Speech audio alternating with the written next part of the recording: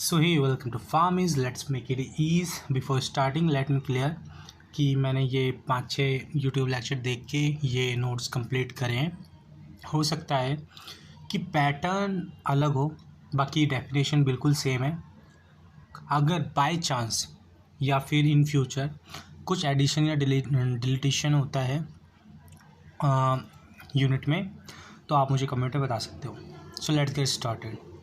This is a unit 5 chapter 2 code of pharmaceutical ethics. Ethics clear करेंगे क्या होता है। ये कुछ बेसिक्स डेफिनेशन के लिए मैंने पिक्चर्स शो कर रखा है। इस पे हम क्या पढ़ेंगे। डेफिनेशन: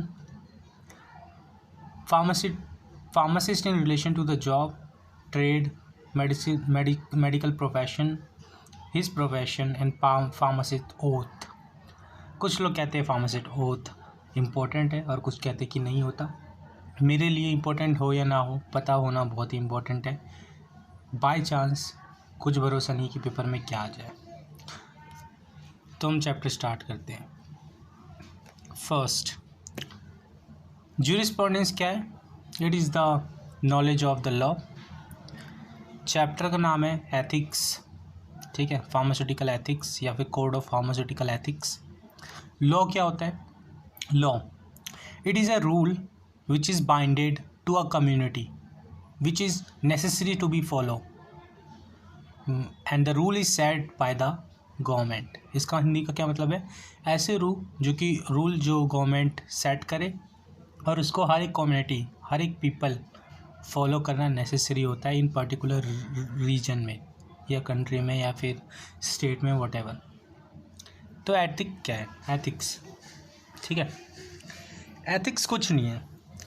बचपन में आपने पढ़ा होगा जीके में, moral, honesty is the best policy, ठीक है।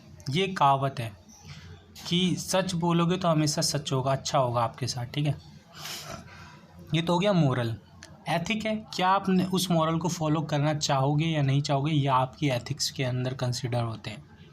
सपोज़ करो, एक और बताता हूँ कि अच्छा करना अच्छी बात है, तो अच्छा करो या ना करो ये आप पे डिपेंड है, ठीक है। ये आपके एथिक्स है कि आप अच्छा कर रहे हो या नहीं कर रहे हो। This what ethics is called. But what is pharmaceutical ethics? Same thing but in respected to the pharmaceutical world. Suppose आपने एक दुकान खोल रखा है, आपके पास 2 दवाइयाँ हैं सेम, मतलब सपोज़ करो कि एक पर्सन आपके पास आता है सिर्फ एक्जिम लेने के लिए।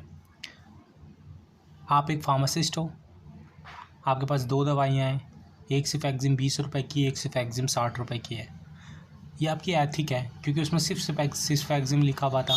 तो आप उसको बताओ कि क्या क्या फार्मास्यूटिकल वर्ल्ड में चलता है। आप दोनों चीज़ बताओ कि 20 का भी है, 60 का भी है। ये ऑल आपके ऊपर डिपेंड करता है आप क्या लेना चाहते हो। और ये भी ज़रूर बताओ कि दोनों का जो रोल है, फार्माकोलॉजिकल रोल है आपकी बॉडी में, वो दोनों सेम है। तो ये आपके एथिक्स में आते हैं, ठीक है। स्टार्ट करते हैं। The profession of the pharmacy is important and has a great responsibility toward the people health, ठीक है। जो प्रोफेशन है फार्मेसी का, वो बहुत ही ज़्यादा इम्पॉर्टेंट है और एक रिस्पॉन्सिबिलिटी भरा हुआ एक रोल है, फील्ड है, किनके लिए? पीपल के हेल्थ के लिए, टुवर्ड द पीपल्स हेल्थ। इसीलिए the government only allow qualified pharmacist to practice and give them privilege. इसीलिए गवर्नमेंट हमारी अलाउ करती है सिर्फ और सिर्फ पढ़े लिखे जो भी फार्मासिस्ट क्वालिफाइड पर्सन होते हैं उन्हीं को ये चीज़ करने के लिए, ठीक है, और उन्हीं के द्वारा करने के लिए। इन रिटर्न, वापसी में फार्मासिस्ट का एक फ़र्ज़ होता है कि वो अपने ड्यूटी को फुलफ़िल करे रिस्पॉन्सिबिलिटी पूर्वक और ऑनेस्टी के साथ ही साथ एक मर्यादा पूर्वक रहे और सोशल वेलबींग को मेंटेन रखे। They should provide good service and avoid anything that may harm to their reputation to make people lose trust in them. ऐसा कुछ बिल्कुल भी ना करे जिसके वजह से किसी भी लोग को हार्म पहुँचे या फिर इस फील्ड का रेपुटेशन ख़राब हो सिर्फ आपकी वजह से। Most importantly they should be good citizen सबसे महत्वपूर्ण बात यह है कि आप एक गुड सिटीज़न बने और सारे लॉज को फॉलो करें जो कि हमारे स्टेट या फिर नेशन के द्वारा बनाया गया है। ओके, बहुत ही बेसिक सा सवाल है एक, what is law and what is ethics. Paper मुझे नहीं पता कौन बनाता है, पर इस तरह के क्वेश्चन बहुत देखने को मिलते हैं हमें। Differentiate between law and ethics, ठीक है। बहुत ही ज़्यादा कॉमन सेंस है कि आप इसको रट्टा नहीं मारोगे, समझ के लिखने की ट्राई करोगे, ठीक है। Okay, now let's talk about what is law. Law is formal होता है एक, और ये किसी डॉक्यूमेंट पे लिखा होता है, मतलब सरकार जैसे कि होता है ना, बुक होता है, लॉ का बुक होता है, उसके अंदर सारे सेक्शंस, लॉज, एक्ट लिखे हुए रहते हैं, ठीक है। तो लॉ लिखा होता है कहीं पर भी फॉर्मल लैंग्वेज में, ठीक है, फॉर्मल डॉक्यूमेंट्स में। फॉर्मल क्या होते हैं, ऑफिशियल होता है ना, एक ऑफिशियल होता है सरकारी, और फॉर्मल वे में लिखा होता है, और रिटन डॉक्यूमेंट होता है। एथिक क्या होता है, ये कहीं पर भी लिखा हुआ ज़रूरी नहीं है, ये अनरिटन प्रिंसिपल्स हैं, ये हम सुनते आ रहे हैं बस, ठीक है। इंटरप्रेटेड बाय कोर्ट्स, ये कोर्ट के द्वारा इंटरप्रेट करे जा सकते हैं। मतलब क्या होता है, इंटरप्रेट का मतलब होता है कि दखल अंदाज करा जा सकता है, ठीक है ना, कोर्ट के द्वारा इंटरप्रेटेड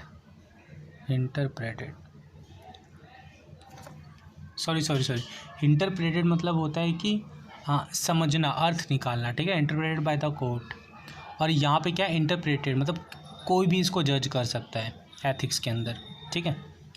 फिर ये क्या है, ये लेजिस्लेचर्स के द्वारा एस्टेब्लिश्ड होता है। ये किसी भी फिलोसफर्स, ठीक है, मतलब कोई भी फिलोसफी झाड़ रहे होते हैं ना, कोर्ट्स वगैरह आपने देखा होगा, कोर्ट्स, या फिर रिलीजियस टेक्स्ट बुक में भी लिखा होगा, लाइक आपके होली बुक्स। और कोई भी प्रोफेशनल ग्रुप हो गए, वो अपना खुद का बना सकते हैं एथिक्स। इसमें बेसिकली अच्छी बातें होती हैं। फिर आता है आपका, ये हर लोगों पे एप्लीकेबल है, मतलब सब लोग इसको फॉलो करेंगे ही करेंगे, ये लॉ कहता है। ये पर्सनल चॉइस होती है, कुछ लोग फॉलो कर सकते हैं, कुछ लोग फॉलो नहीं भी कर सकते हैं, चलता है ये। Priority decide by the court, इसकी प्रायोरिटी कोर्ट के द्वारा डिसाइड होती है, जैसे चोरी करने पे कम सज़ा है, मर्डर करने पे ज़्यादा, एंड सो ऑन। इसकी जो प्रायोरिटी है वो हर लोगों के द्वारा अलग अलग है। किसी के लिए झूठ बोलना बड़ी बात है, किसी के लिए झूठ बोलना छोटी बात है, and so on. Court make final decision, court final decision तय करती है, पर इसका कोई भी डिसीजन मेकर नहीं होता है, क्योंकि ये कहीं पर भी नहीं लिखा है कि इसको करना ही करना है। Enforce by the police and the court, ये इनको जो रन करा जाता है और कंट्रोल में रखा जाता है, और तो किन के द्वारा करा जाता है, पुलिस एंड कोर्ट्स के द्वारा। इधर लिमिटेड इन्फोर्समेंट होते हैं, लाइक आपके फॉलोअर्स होते हैं, जो रिलीजन फॉलोअर्स होते हैं, वो उनको टाइम टू टाइम पे बता सकते हैं, पर आप पे हक नहीं जमा सकते हो। ये था कुछ बेसिक्स का डिफ्रेंशिएशन, ये आप खुद बना के भी लिख सकते हो बेसिकली। फिर क्या है हमारा, ethics of pharmacist in relation to his job. उसके जॉब में, एक फार्मासिस्ट के जॉब में एक एथिक्स क्या, मतलब उससे हम कैसे रिलेट कर सकते हैं, ठीक है ना, उस जॉब में। The scope of pharmaceutical service when registered under statutory, मतलब कानूनी requirement, and open as a pharmacy, the premise should provide regional comprehensive pharmaceutical service including emergency supplies all the time. ये आपका एक कर्तव्य होता है कि आप एक रेपुटेटेड, मतलब कि डॉक्यूमेंट के साथ ही खोलें, इलीगली ना खोलें, लीगल खोलें, डॉक्यूमेंट सबमिट करवा के पढ़ लिख के खोलें, और कहीं पर भी खोले। आपका एक कर्तव्य बनता है कि अच्छे से सर्विस दें, फार्मास्यूटिकल हर चीज़ उपलब्ध करके रखें, और इमरजेंसी सप्लाईज हमेशा रखें हम, आप जहाँ पर भी आपने ये खोला है, या फिर कहीं पर भी आप अपना काम कर रहे हो, और उचित रेट पे उचित वस्तु जरूर रखें। कंडक्ट ऑफ द फार्मेसी, ऐसा चीज़ नहीं है कि जिसमें आपको ज़्यादा प्रॉफिट है सिर्फ आप वही रख रहे हो, ठीक है, कम प्रॉफिट वाले भी चीज़ रखो, पर जो नेसेसरी चीज़ है उसको ज़रूर रखो। Conduct of the pharmacy, the condition in the pharmacy should be such that it should preclude avoidable risk of error, of accident, contamination in the preparation, dispensing and supply of the medicine। ये ध्यान रखें कि जब भी, मतलब risk of error बहुत कम हो, like आप लिखा उसमें एरिथ्रोमाइसिन है, पर आप डिस्पेंस करके दे रहे हो सो एजिथ्रोमाइसिन, ई और ए से आपने कंफ्यूज हो गए, तो रिस्क ऑफ एरर बहुत ही ज़्यादा कम हो। बनाते वक्त ध्यान रखें कोई भी कंटेमिनेशन ना हो जाए, लाइक आप मिक्स कर रहे हो और गलती से पानी ज़्यादा डल गया या फिर बाहर के माइक्रो ऑर्गेनिज्म उसमें आ गए, तो कंटेमिनेशन बहुत ही कम हो। ध्यान रखिए इसका डिस्पेंसिंग करते वक्त, बनाते वक्त या फिर सप्लाई करते वक्त, ठीक है। लाइक आप सप्लाई कर रहे हो पाउडर, उसमें पानी मिक्स हो गया बारिश में, तो अच्छे से सप्लाई करें, वो आपका कर्तव्य होता है। The appearance of the pharmacy should reflect the professional character of the pharmacy. जो आपका अपीयरेंस होगा वो आपके ऊपर झलकना चाहिए, आपके प्रोफेशनली बिहेव करें, आप प्रोफेशनली ड्रेस करें, प्रोफेशनली वे में बात करें, बहुत प्यार से बात करें, विनम्रता से बात करें अपने कस्टमर्स या जो भी आपके आगे पेशेंट है। It should be clear to the public that the practice of pharmacy is being carried out in a establishment, ठीक है ना। ये बहुत ही ज़्यादा क्लियर हो कि जो आप प्रैक्टिस कर रहे हो फार्मेसी का is being carried out in a establish well manner में करें आप। In every pharmacy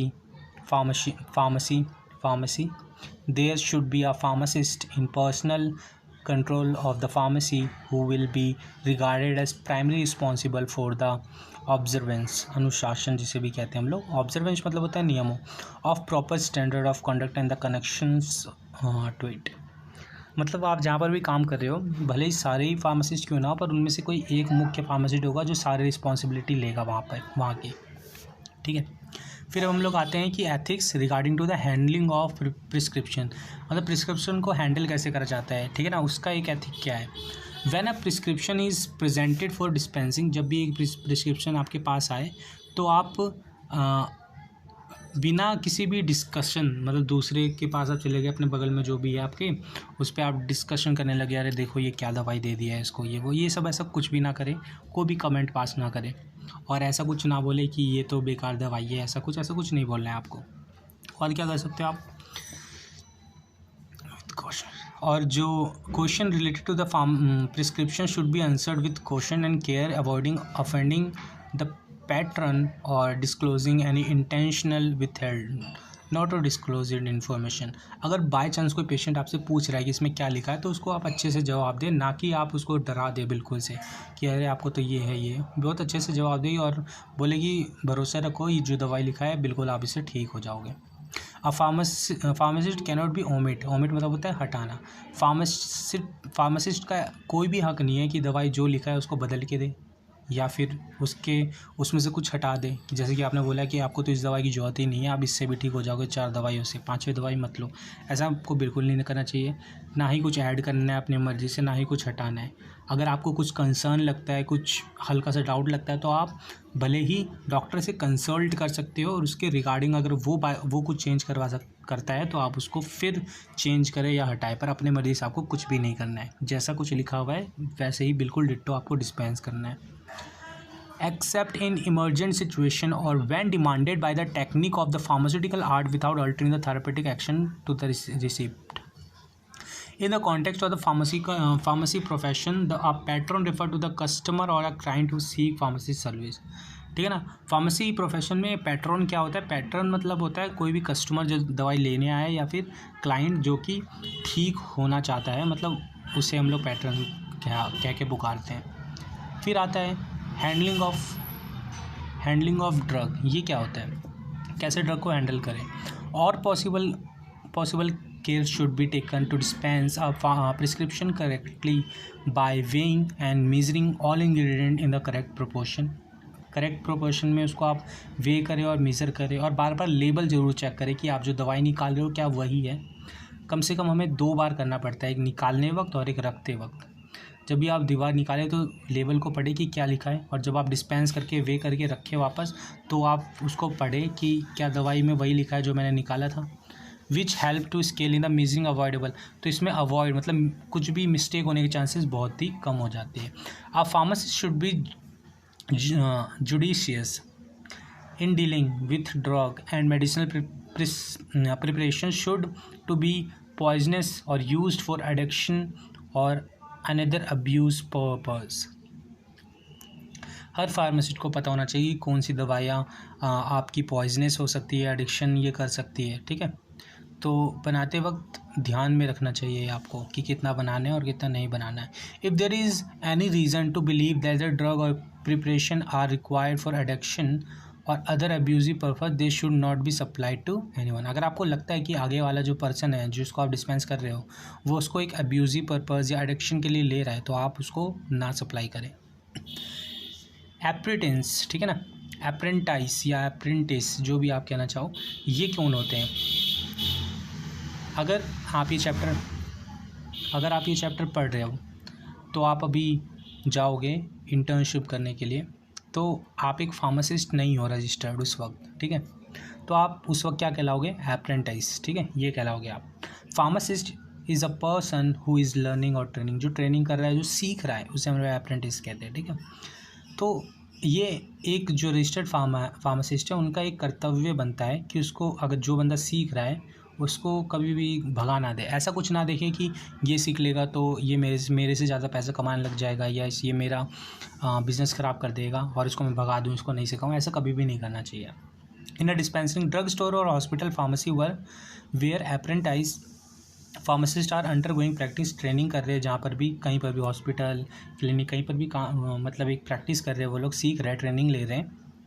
the pharmacist in charge should provide them all necessary, जो भी महत्वपूर्ण चीज़ें हैं वो इंश्योर करे कि वो उन्हें अच्छे से ट्रेनिंग सिखाए और प्रॉपर नॉलेज दे, जो भी इंपॉर्टेंट चीज़ें जो उनको जितना आता है उनको उतना ज़रूर सिखाए, so that they can acquire the required techniques and skill to become a reliable pharmacist when they complete their training, ताकि वो जब ट्रेनिंग कंप्लीट कर ले तो एक रिलायबल और एक कंप्लीट नॉलेजेबल पर्सन हो जाए और स्किल के साथ वो आगे अपना करियर परस्यू कर पाए, ठीक है।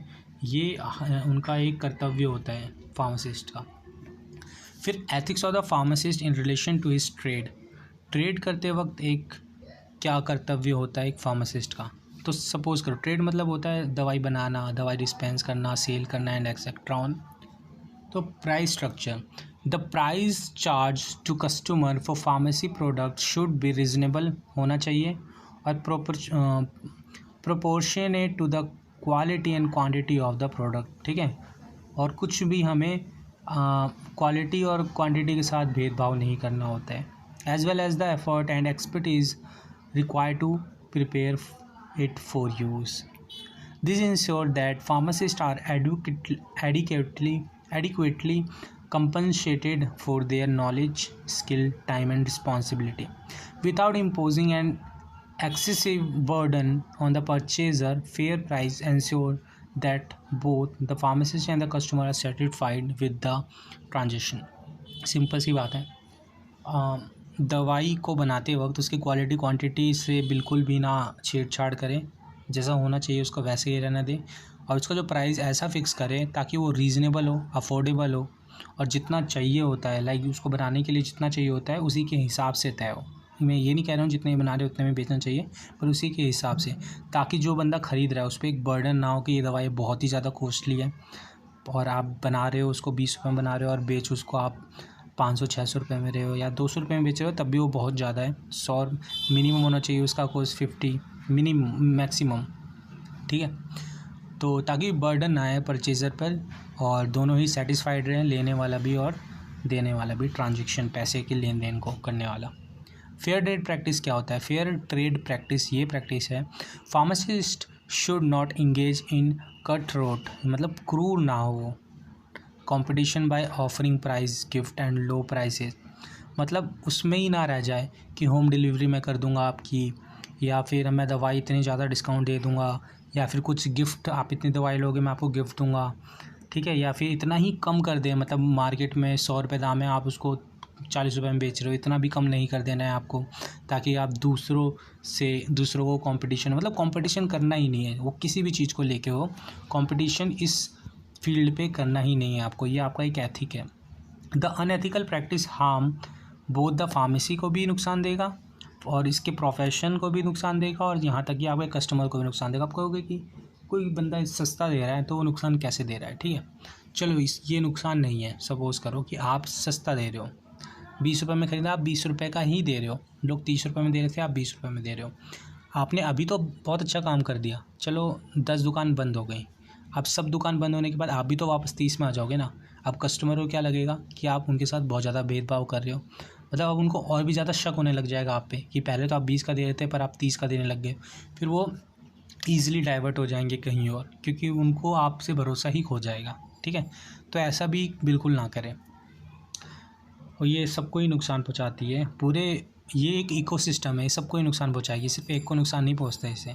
Instead pharmacist should compete Fairlie compete करो आप, and provide high quality service at the attract customers. एक ऐसा प्राइस सेट करो कि कस्टमर अट्रैक्ट हो आपकी तरफ, मतलब फेयर, जहाँ पर भी आपका जो फील्ड है वहाँ पे जितने में दवाई दी जा रही है उसी थोड़ा ऊपर नीचे हो सकता है, उसी कॉस्ट में आप दो। पर अगर आप एक सोशली कर रहे हो, एक अच्छा काम करने के लिए कर रहे हो, लाइक अपना कोई प्रॉफिट नहीं लेना चाहते हो और फिर आप थोड़े कम दाम में दे रहे हो, तो हाँ थोड़ा ट्रिक करके बेचो कि लोग भरोसा ना खो जाए और सिर्फ आपके पास आए। क्योंकि भले ही आप कहीं और से कमा रहे हो, ये आप एक समाज सेवा के लिए ये दवाई बेच रहे हो समाज सेवा के लिए, पर कहीं से तो इनकम आ रहा है आपका, तो आप सेटल लो। पर बाकी तो नहीं है ना जो फार्मेसी कर रखे हैं, तो उनका भी सोच समझ के चले आप। तो परचेज ऑफ ड्रग क्या है? The pharmacy should always buy drug from reliable and trustworthy source से द्वारा ही खरीदे आप।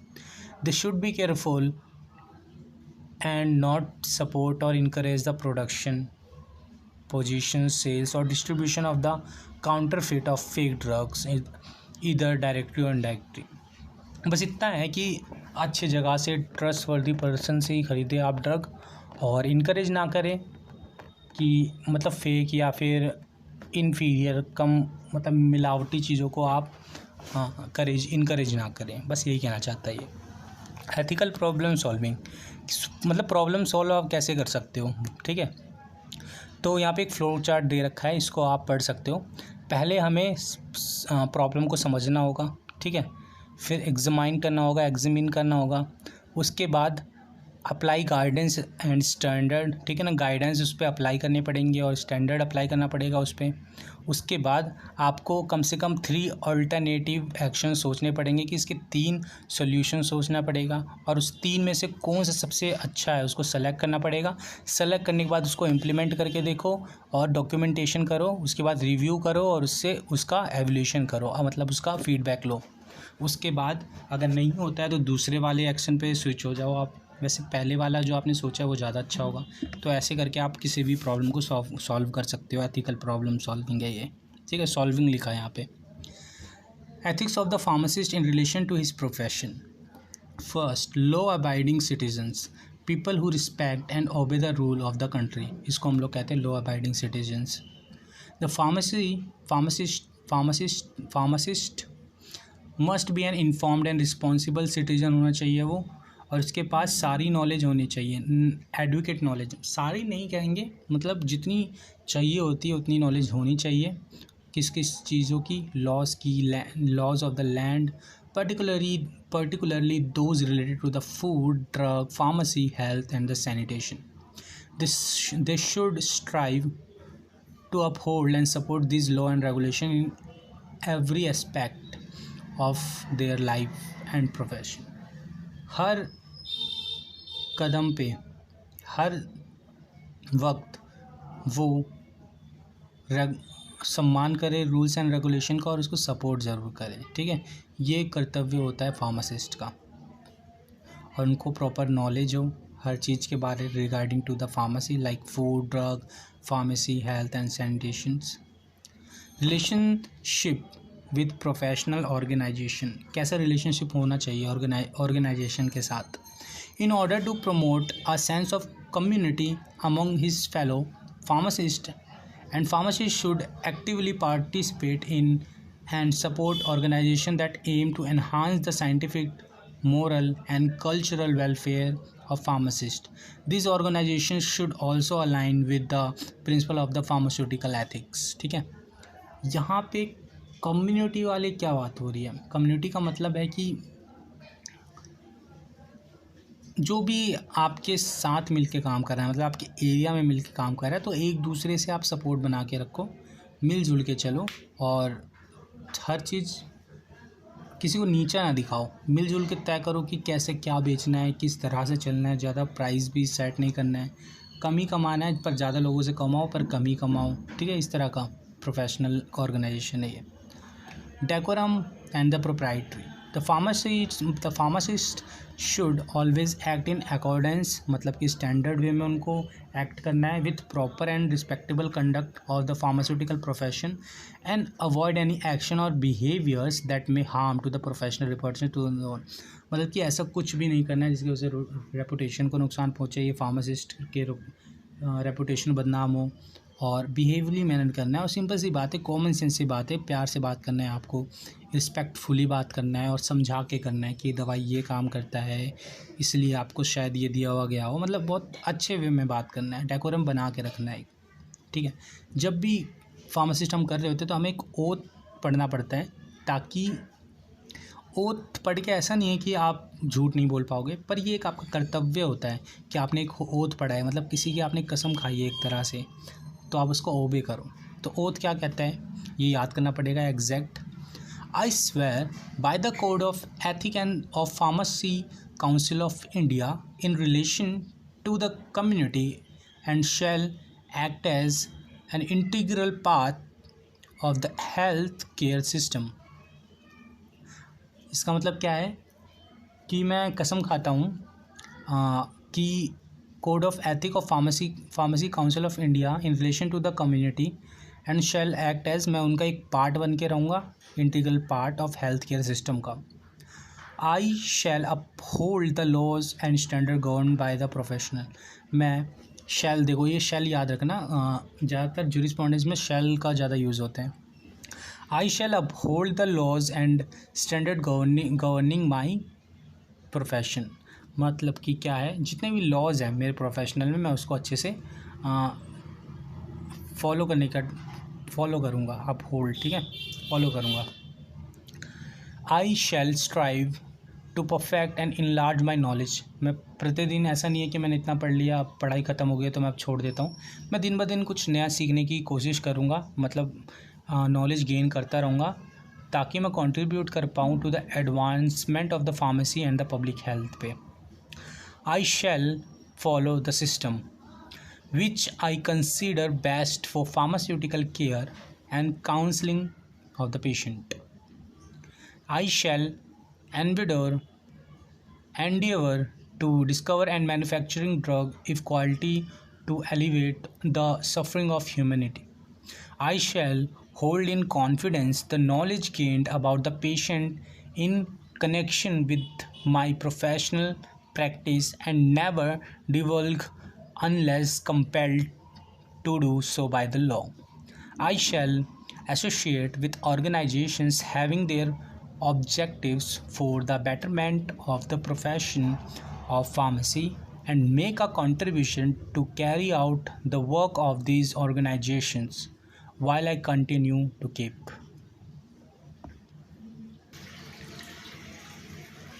Unvaulted may it be granted to make to enjoy life and practice of a pharmacy respected by all at all time.